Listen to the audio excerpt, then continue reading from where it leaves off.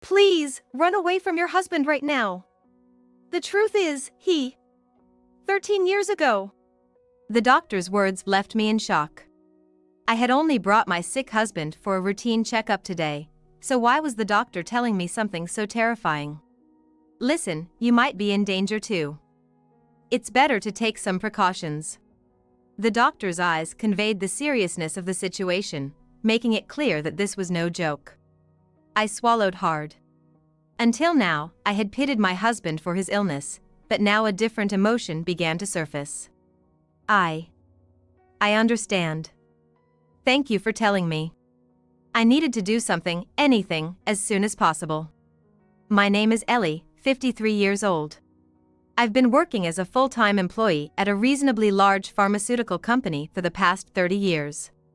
Working at the same company for so long made my workplace feel as comfortable as home. There aren't many women my age who continue to work as full-time employees, so I feel like everyone respects me for it. The reason I've been able to work as a full-time employee until this age is that I was single until 3 years ago. 3 years ago, the head of my department jokingly teased me, saying, "Ellie, looks like you're never getting married." Looking back now, I realize it might have been considered harassment, but I was already at an age where it didn't bother me much. In addition, the department head and I were in the same cohort, so we could exchange playful banter. Actually, the department head was also single, so we bonded as fellow singles. "Well, I am looking, you know." "Oh, is that so? My bad. Let's both do our best in finding someone." "Yeah, definitely." While saying that to the department head, secretly I was seeing someone, and things were going quite well between us. That someone was my current husband, John. He was 5 years older than me and had been married once before, but had since divorced. John and I met through a marriage consulting agency. We both didn't want children and were looking for someone to spend our leisurely lives with. Since we hadn't officially married yet, we had decided not to tell anyone, so even when the department head teased me about marriage, I just responded vaguely. A few months later, John and I were able to get married without any issues. Of course, we didn't have a wedding ceremony or anything, just submitted the marriage registration to the city office. I felt a bit anticlimactic that the marriage I had imagined so far had happened so easily. "From now on, let's take care of each other." "Yes, definitely." "Same here." John was a businessman working in a factory, and honestly, my income was higher than his. The factory where John currently works seems to be the one he joined after graduating from high school. I grew up in an orphanage and had a strong determination to become a self-sufficient adult, so I didn't want to give up the position of a full-time employee at the pharmaceutical company that I had once obtained. Therefore, even after getting married, I decided to continue working at my current company without any change. As soon as I married John, I reported it to the department head. Although the department head congratulated me with a congratulations, he seemed to have a somewhat complex expression. Perhaps he felt lonely because I, who had been a fellow single, had now tied the knot.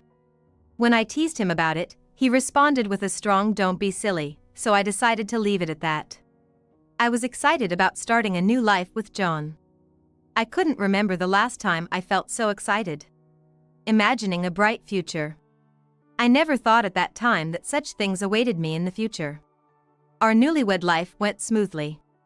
Despite being married, since I was still working at the company, our lifestyle didn't change much. However, we bought a cheap used house in the countryside, and since our living area became rural, John started commuting by car instead of subway. The car was originally mine. Since John didn't have a car, he started using mine as a shared vehicle. About a year into our marriage, things started to go awry in our once smooth marital life. Depression, you say? Yes. It's a mental issue, so based on what John has told me, it's safe to say he's experiencing some level of depression. John's behavior had been odd lately. He'd wake up with a gloomy expression, leaving more than half of his breakfast untouched. Whether he was absent-minded or not, he started making mistakes like mixing up soy sauce and sauce, or wearing mismatched socks. I initially thought it might be a worry, but he continued to make small mistakes every day, even at work. Although he wasn't particularly talkative to begin with, he became even more reserved than before. While I used to appreciate John's reserved and dependable nature, his newfound silence was unsettling. Despite living together, it felt like I was living alone, and it was lonely. From such subtle changes, I began to suspect that he might have a mental illness, so I took John to the nearest psychiatric clinic. And the diagnosis was depression. I had some vague knowledge about depression, so when I heard that my husband had fallen into depression, everything went dark before my eyes. The best treatment for depression is to remove the cause. Do you have any idea what could be causing it? I don't know. He's been working at the same factory for decades, so it's hard to imagine him suddenly getting depressed now. His department hasn't changed either. If anything, I feel like the biggest change was us getting married. I see. But you haven't been pressuring him at home, have you? No, we were living happily together. So, I don't know what went wrong. I see. If anything else happens, feel free to come back anytime. Let's work together to find a treatment. Yes. Thank you. After that, we visited this psychiatric clinic several times, but we never figured out the cause of John's depression, and his symptoms didn't improve. On the contrary, they got worse day by day. On the worst days, he would crawl back into bed saying, "I have a headache" as soon as he woke up, and sometimes he would end up taking several days off from work. He also stopped eating properly, so he rapidly lost weight. He ended up taking a leave of absence from work, but since it didn't seem like he would be able to return, he ultimately decided to quit. I'm sorry. I'm causing you trouble. No, it's okay. I actually love working, believe it or not. It seemed like John felt guilty about making me work all the time. I just wished for John's symptoms to improve quickly and went to work. I couldn't bear to see John suffering like that. After he quit his job and started staying home, I worried about him while I was at work. There was a time when he went out alone like a dementia patient and didn't come back. He said he couldn't find his way home. Maybe he was suffering from both depression and dementia. My stress kept piling up. Ellie, are you okay lately? Is your husband's condition not getting any better? Yeah, it's still bad. I see. You should take a break too. Here, have this. Gratefully accepting the energy drink the boss handed me, I drank it all on the spot. It eased my mood a little. Thank you. No, we help each other out when in need. I felt like crying at the boss's kindness. I was doing my best to support John, but I realized I had been accumulating stress without even realizing it. I shouldn't push myself too hard. If something were to happen to me and I collapsed, we would both be in trouble. I need to stay strong. With that thought in mind, I calmly went to work every day. 2 years passed since then. This year marks our 3rd anniversary since getting married. John's symptoms continued to worsen with no sign of improvement. One day, as I was about to leave for work, I noticed that the car parked next to the entrance was missing. I blinked several times, puzzled. Since John developed depression symptoms, I was the only one driving the car. So, if the car was missing, it meant I must have moved it somewhere, but yesterday I didn't go anywhere after returning from work. In other words, it was impossible for the car to not be in front of the house. Do you know where the car went? I asked John in a panic. I don't know. I think it was there when I came back yesterday, came the indifferent response. Yesterday, I remember John went out while I was at work, and he returned an hour after I got back from work. The doctor had recommended walks or jogging for a change of pace, so John probably went jogging yesterday as well. When John came back and the car was there, it meant that the car disappeared sometime between last night and this morning. With a question mark floating above my head, I decided to commute using the bus and subway for the day. Using a different mode of transportation than usual made me about 10 minutes late, but when I explained the situation, my boss forgave me, saying, "That's unfortunate. I wonder what happened. Did your husband take it somewhere?" I doubt it. He said he saw the car yesterday. Plus, since he got sick, he's been avoiding driving because it's dangerous. I see. It seemed like my boss suspected that John might know something. However, I knew how volatile John's moods were and how prone he was to making mistakes in daily life. So, I couldn't imagine John somehow managing to deal with the car. As soon as work ended that day, I immediately filed a theft report with the police. I hoped the car would come back soon, but I was anxious that it might not return at all. Other strange things happened too. When I went to the bank to update my passbook on payday, I found that the balance was 0. Although we had a joint account, the passbook I checked at that time was for my personal account. When I checked the joint account, it also showed a 0 balance. What's going on? Since John had access to the joint account, I couldn't help but suspect that he had done something. However, I hadn't told John anything about my account, and he shouldn't know the PIN either. Yet, the fact that all the savings had disappeared sent shivers down my spine. As soon as I got home, I asked John about it. Have you withdrawn any money from our account recently? Huh? What are you talking about? The balance is 0. Do you know anything about it? While John seemed highly suspicious, it wasn't wise to jump to conclusions and accuse him, especially considering his depression.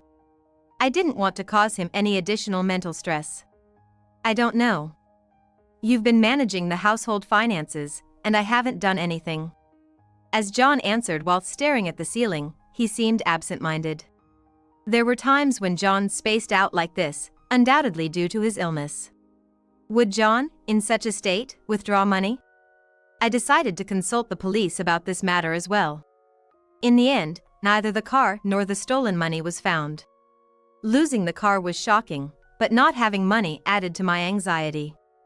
In times like these, if I had reliable parents, I could borrow money from them. Unfortunately, I grew up in an orphanage with no parents. The only one I had was my husband, who had developed depression. I became increasingly overwhelmed with panic and loneliness. It was just yesterday that we were advised to change John's hospital. The local clinic we had been visiting for treatment seemed to have reached its limits. The doctor wrote a referral letter for us, and we were now scheduled to visit a general hospital. For our first visit to the general hospital for a regular checkup, we had to take a train to the nearest station and then took taxi. It was my first time going to a general hospital, so I felt nervous. John continued to walk silently, as usual. I took a deep breath and walked through the doors of the hospital. At the reception, I handed over the referral letter and waited for John's name to be called. Given that it was a general hospital, there were many patients waiting at the reception. I vaguely thought it would take some time. After about an hour, John's name was finally called. He entered the examination room. While waiting, I had been reading a book, but shortly after John was called into the examination room, a nurse unexpectedly called me. Are you John's wife? Yes. The doctor would like to speak with you. Could you please come with me? Okay. It was not uncommon for me to receive explanations about John's illness, so I assumed it would be something similar this time and followed the nurse. Taken to a separate room from the examination room, I nervously stepped inside. I apologize for summoning you. Please have a seat. The doctor seemed quite humble, and that was my initial impression. He appeared to be about 10 years older than me, with hair mixed with white and a beard growing. His face seemed kind. Is it about my husband's condition? I asked the doctor myself. He nodded vigorously. I braced myself for the words that would follow, thinking his condition must be quite serious. I'll be straightforward, and this might make you uncomfortable. I tensed up, wondering what it could be. You need to leave your husband immediately. Actually, he was once arrested for fraud 13 years ago. What? I was shocked by the terrifying fact the doctor revealed.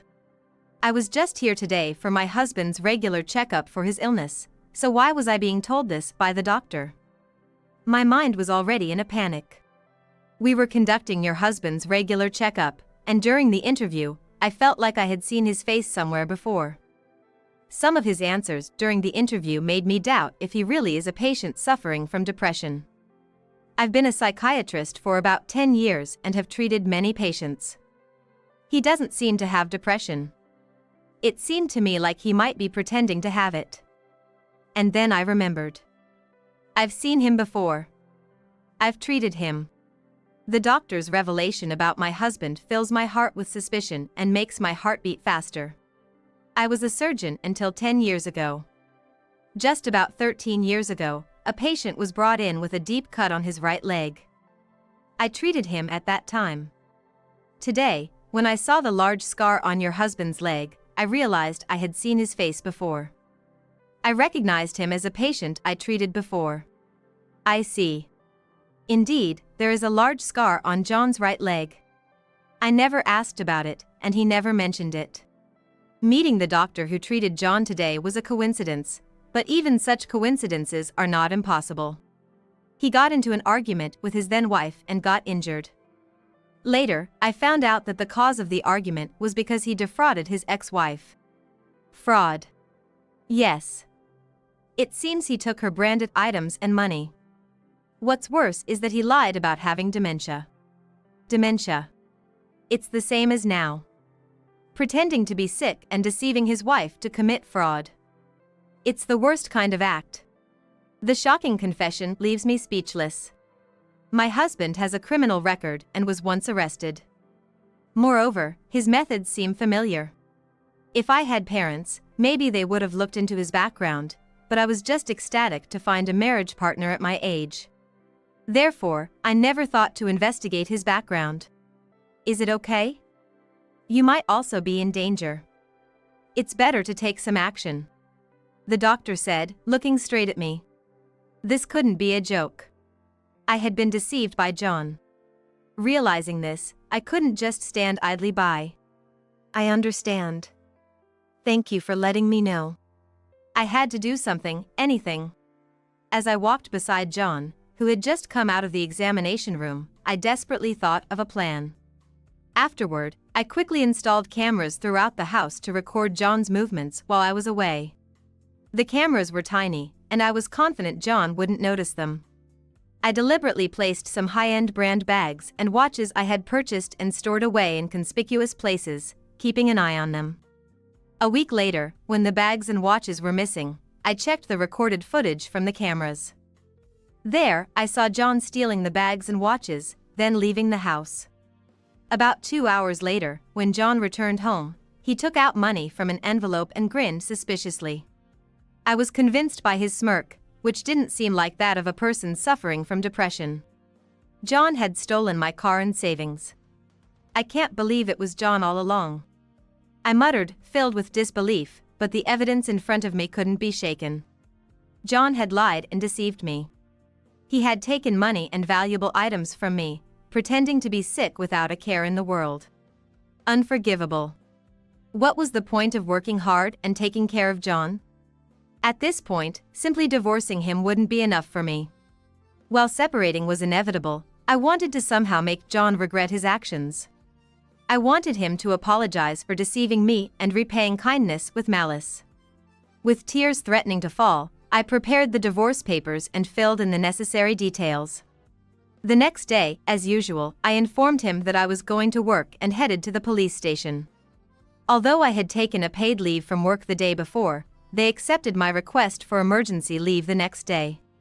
My husband has deceived me and stolen money from me. I told the police, showing them the recorded footage. Since it was difficult to make a judgment based solely on the recording, the police contacted a second-hand dealer where my husband was suspected of selling stolen goods. Afterward, when they investigated the whereabouts of my missing car, they found that it had also been sold second-hand. It was John who withdrew money from my account, and it turned out that his depression was also a lie. Within moments, John's facade of lies began to crumble, and I was overwhelmed with a mixture of relief, sadness, and indescribable emotions. John Springs has a criminal record. We'll head to your residence immediately. Yes, please do. What followed could only be described as a whirlwind of events. I returned home with the police officer. It was already past 3 p.m. I'm home, I uttered, returning during the day when I was supposed to be at work, and John let out a surprised huh? His eyes widened as he noticed the police officer following behind me. What's going on? John, let's get divorced. I handed him the divorce papers I had concealed in my bag. Without even glancing at the divorce papers, John stared intently at the police officer. John Springs. You're under arrest for fraud. The police officer, showing his badge, approached John. John took a step back and exclaimed, "What? You lied to me, didn't you? You weren't really depressed, were you? What are you talking about?